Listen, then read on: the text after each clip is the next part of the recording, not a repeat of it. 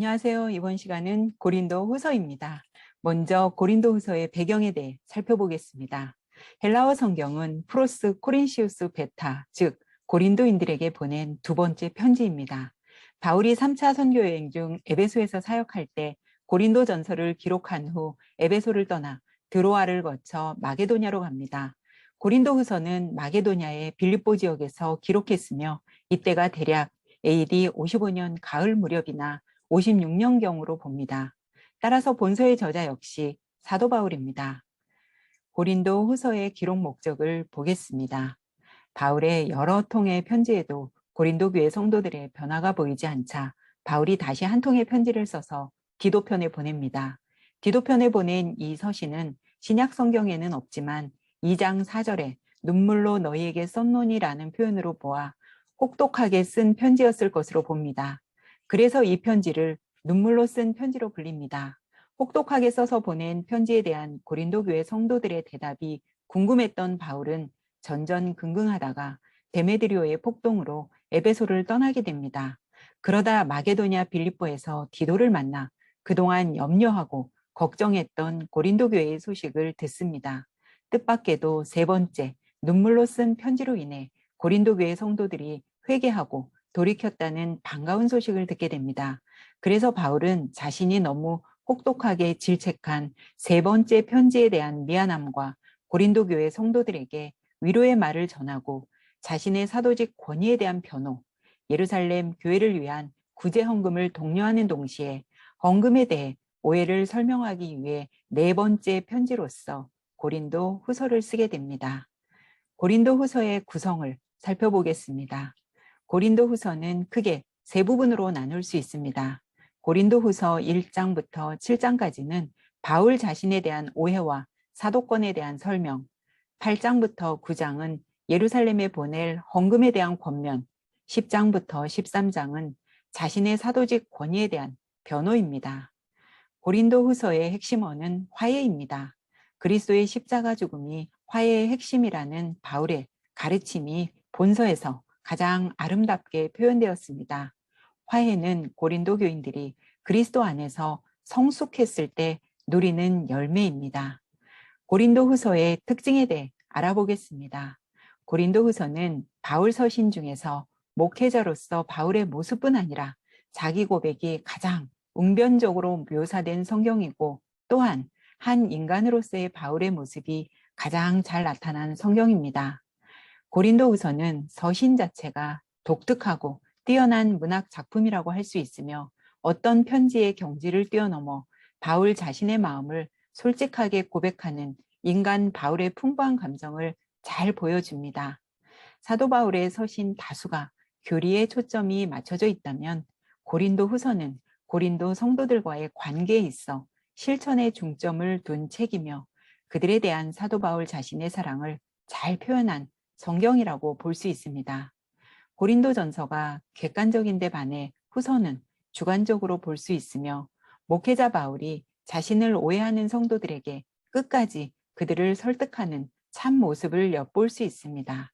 고린도 후서는 전서에서의 부활장과 같은 독특한 신학사상은 없지만 하늘나라에 대한 소망이나 새로운 피조물, 화해의 교리 등 중요한 복음 사상들이 등장합니다. 고린도후서 1장부터 9장의 내용은 이렇습니다. 고린도후서 1장 1절부터 7절까지의 내용 안에는 위로라는 단어가 10번 나옵니다. 바울이 디도를 만나기 전 안절부절하지 못하는 바울의 모습과 또 디도를 통해 고린도 교회의 문제가 해결되었을 때 어린아이처럼 기뻐하는 바울의 모습을 볼 수 있습니다. 바울 자신이 고린도 교회로 가겠다 하고 가지 않은 것에 대해 자신이 왜 방문 계획을 변경할 수밖에 없었는지를 설명합니다. 바울은 자신이 왜 눈물을 흘리며 혹독하게 편지를 써야 했는지 또 그 편지를 쓸 당시 바울 자신의 기분이 어땠는지를 상세히 적습니다. 고린도 교회에서 바울을 적대시하는 사람 중 일부가 바울이 예루살렘 사도들의 추천장도 없이 사역하는 것을 인정하지 않았습니다. 그러나 바울은 내게는 복음의 열매, 즉 고린도 교회 성도들이 추천서라고 하며 종이 위에 쓴 추천서 같은 것은 필요 없다고 말합니다. 바울은 오직 예수 그리스도가 주되심을 역설하며 그 예수님을 위하여 우리가 너희의 종이 되었다는 것을 전합니다. 바울은 자신에 대해 오해하고 있는 부분들에 대해 계속 고린도 교회 성도들에게 해명하고 자신에 대한 오해를 풀려고 끊임없이 노력하는 자세를 보입니다. 이제 그리스도 안에서 새로운 삶을 시작했다면 이전 것들은 다 버리고 새 사람으로 거듭나야 한다고 당부합니다. 예루살렘 교회가 가뭄과 기근으로 재정이 어려워지자 바울은 여러 교회에서 연보를 거두어 예루살렘에 전달해주고자 했습니다. 바울은 연보는 억지로 하는 것이 아니라 자원하는 마음으로 즐겁고 기쁘게 드릴 때 하나님께서도 기쁘게 받으신다고 알려줍니다. 학자들 간에는 고린도 후서 1장부터 9장까지의 내용을 먼저 작성해서 보낸 뒤 다시 또 고린도 교회로부터 좋지 않은 소식이 전해지자 바울이 바로 10장부터 13장의 내용을 써서 보내지 않았을까도 추정합니다. 고린도 후서 10장부터 13장입니다. 바울 자신의 사도권을 부정하고 공격하는 사람들에게 맞서 자신이 진정한 그리스도의 일꾼임을 강력하게 변호합니다. 고린도 교회의 대적자들이 바울을 비난하고 모함한 내용들은 대략 이렇습니다. 바울이 약속을 잘 지키지 않는다. 말이 어눌하다. 소심하고 겁이 많다. 언사가 독선적이고 때론 너무 권위적이다. 자기 자랑, 특히 유대인 혈통을 자랑하고 자신의 수사학 능력을 자랑하고 신비한 영적 체험, 계시를 자랑했다는 것.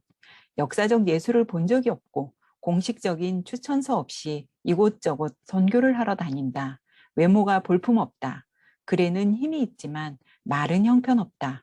바울이 자비량으로 사역을 하는 것은 실력이 없는 것으로 의심을 합니다. 이러한 비난에 대해 바울은 자기를 변호하며 자신의 사도권에 대해 구체적으로 조목조목 설명하는 바울의 마음을 볼 수 있습니다. 바울은 자신이 모세율법에 뿌리를 둔 옛 언약의 일꾼이 아니라 예수 그리스도의 십자가에서의 죽음과 부활을 전하는 새 언약의 일꾼임을 천명합니다. 모세의 직분과 성령의 직분 비교입니다. 옛 언약은 모세의 율법, 즉 돌판의 문자로 기록된 것이지만 새 언약은 성령께서 성도들의 마음판에 새겨놓으신 것입니다. 옛 언약은 정죄를 함으로 결국 사람을 죽이는 기능을 수행하지만 새 언약은 죄인을 의롭게 하며 살리는 역할을 합니다. 옛 언약은 모세율법의 가치와 효력이 일시적으로 제한되어 있지만 새 언약은 예수 그리스도께서 십자가에서 성취하신 속죄사역의 효력이 영원합니다.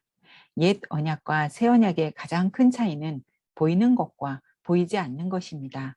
이러므로 모세의 율법, 즉 옛 언약을 능가하고 대체하고 성취하는 것이 새 언약의 본질이자 실체입니다.